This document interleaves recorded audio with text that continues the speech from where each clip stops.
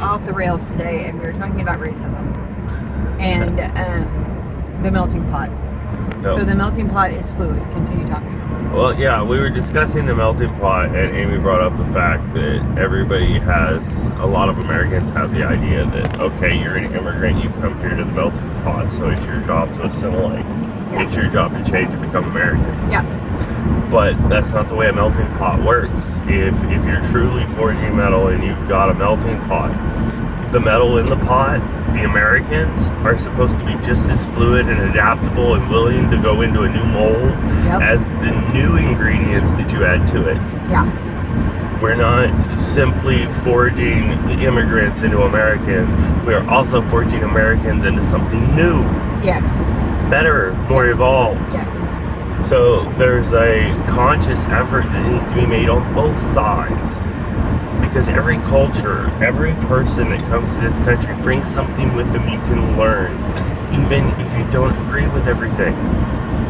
Even if their culture is contrary to yours, they still have values and ideas that obviously have worked for centuries because they're alive and they hold on to them. Yeah. Don't throw the baby out with the bathwater. Well, it's so funny to me because as Americans we get this. It's for those of you in Texas, forgive me, but you look at Texans and they have this pride level that's so beyond anything that's just American, and you have to assimilate into the Texas world if you become a Texan. Like you're no longer anything else; you're a Texan now. And it's, to me, it's the great example of the fact that in some cases it can work, but when you come into it with a chip on your shoulder, and you see somebody, okay, and this is a very racially charged thing, not race, but you see a Muslim with their prayer cloth. Like I have a guy that I work with that has a prayer cloth, and he does his prayers in a private place every day, probably twice to 3 times a day. But there's a part of me that jumps up, why are you not just assimilating? I think that's in most people in your subconscious mind. That's what you're thinking. Why can't you just be like the rest of us? Well, who the hell decided that you had the right way? It's so arrogant. And disrespectful. Very disrespectful. But at the same time, you're open-minded to his beliefs, but he needs to be open-minded to yours. Yes. And I hate to say this, but I kind of feel like that the church has given this seed to the world to say, you have to go our way or you're wrong. And that has fed into every other part of our social behavior when it comes to literally everything that we do. An immigrant comes in with their own beliefs, their own family values, and we treat them like if they are not willing to just become like us, then they need to get the F out. And that's... It's not the way it works. No, it's not supposed to be like that. And I understand the dangers and stuff of, people coming in under false pretenses, and they are definitely not a part of this conversation. No, we're not talking about malicious intent. No. We live in a community that's prominently black. It's a little bit lower income, a lot of rental properties, not as much ownership of the houses and stuff. So I feel like we've gotten a really opportunity to see a different perspective of how, like what we were talking about this morning was when I see a police officer driving through our neighborhood, I don't have the proper response. My attitude is not, oh good, I'm glad that they're taking care of us. It's, why are y'all up in our area? Were you looking for somebody? You trying to cause some trouble? Who are you harassing? Yeah, who are you bothering now?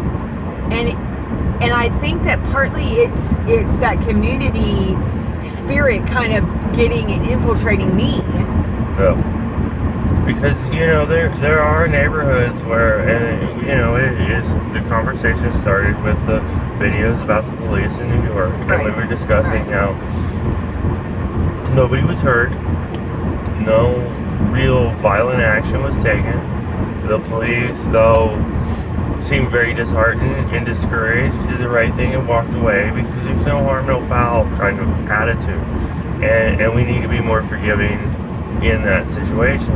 But at the same time, the level of disrespect and of hostility is disturbing, and that sort of thing leads to worse actions. Oh my gosh, yeah, because as a police officer, your fear level is already to a point that you have to control and keep constant control of, because you're in a very volatile situation every single day. Yep. And when people are starting to be aggressive with you, even if it is in a very non-violent way, that gets your hackles up. I can only imagine. Yeah. And the tension, as the tension rises, people don't always make the best decisions under pressure. It's just like with keto. There are days that I have the strength to say no to that cheesecake, to say no to that chocolate. And then there are days that I don't even notice I do it until it's done. You know what I mean?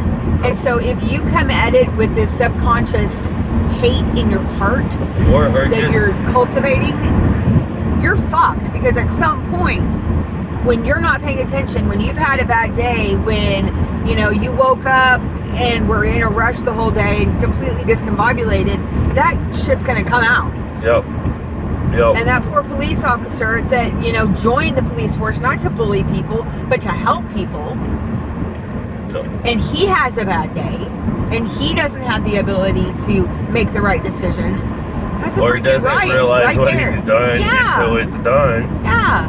I mean, I saw a video the other day, and I know that it was a propaganda type video, but it was a girl on the beach, and she was a minor, and there were beer bottles around her, and the police officer wanted her to blow into a breathalyzer.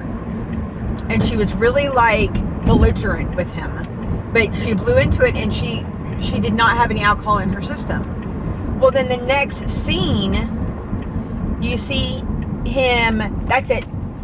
And then he pretty much attacks her. She's on the ground and he's punching her.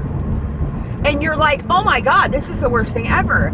But then as I'm scrolling through the comments, it's really funny to me how much they nipped and tucked this thing, because she was spitting at him. She was being violent with him.